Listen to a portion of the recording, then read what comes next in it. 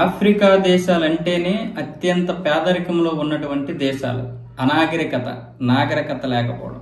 ఇలాంటి పరిస్థితుల్లో అందులో మళ్ళీ సౌత్ సూడాన్, ఈ దక్షిణ సూడాన్ ఏదైతే ఉందో ఇంకా పేదరికంలోనే అత్యంత పేదరిక దేశం. ఇక్కడ సైనికుల యొక్క జీతాలు చెల్లించలేక ప్రభుత్వమే స్వయంగా అమ్మాయిల యొక్క మానాన్ని జీతంగా ఇస్తుంది. ఇంత దారుణమైనటువంటి పరిస్థితి ఇంకా సౌత్ సూడాన్ లో ఉంది.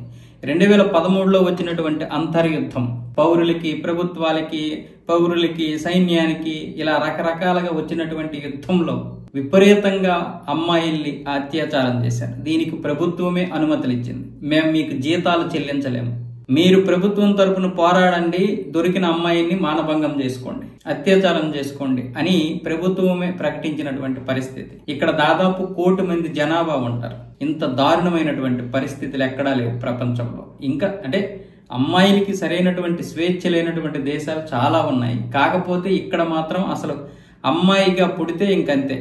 అమ్మాయిగా పుడితే ఇక అమ్మాయి కనీసం ఒక 10 సంవత్సరాలు వచ్చినప్పటి నుంచే ఇక ఎన్ని మానభంగాలకు గురవుద్దో తెలియదంట. ఇప్పటికీ కూడా ఈ విధానం కొనసాగుతుంది అక్కడ.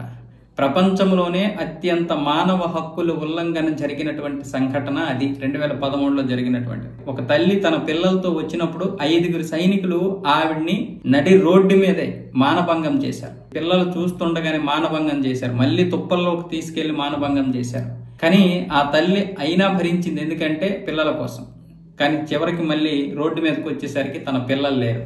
ఆ పిల్లల్ని బలవంతంగా కొంతమందిని చంపేశారు, కొంతమందిని దహనం చేసేశారు. ఎలాంటి దారుణమైనటువంటి పరిస్థితులు సౌత్ సూడాన్ లో ఉన్నాయి. అలాగే ఇప్పుడు ఈ 2025లో కూడా పరిస్థితులు 2013 కంటే మెరుగు, కాకపోతే ఒక 20%. అప్పుడంత కాకపోయినా ఇప్పటికీ ఆదరిద్రమైనటువంటి పరిస్థితుల్లోనే సౌత్ సూడాన్ ఉంది. దాని యొక్క జీడిపి ఇప్పుడు $13 బిలియన్. ఇలాంటి దౌర్భాగ్యమైనటువంటి పరిస్థితుల్లో ఉంటే ఈ ట్రంప్ గాడు అటు ఇటు చూస్తూ ఉంటాడు తప్ప ఇలాంటి దేశాల మీద, అగ్రరాజ్యం కదా, ఇలాంటి సౌత్ ఆఫ్రికాలో ఎన్నో దేశాలు పేదరికంతో కొట్టుమిట్టాడుతున్నాయి. ఇలాంటి దేశాల్ని తీర్చిదిద్దాల్సినటువంటి పరిస్థితి ఉంది ప్రపంచానికి.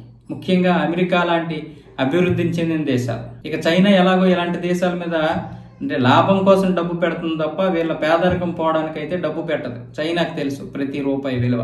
కానీ మరి అంత దారుణంగా ఉండకూడదు. చైనా కూడా ఇలాంటి దేశాల మీద ఎంతో కొంత పెట్టుబడి పెట్టి దాన్ని ఒక అభివృద్ధి చెందిన దేశంగాను, లేకపోతే అంటే సామాజిక దేశంగా తీర్చిదిద్దడానికి అవకాశం ఉంటుంది. కానీ ఇవి రావు.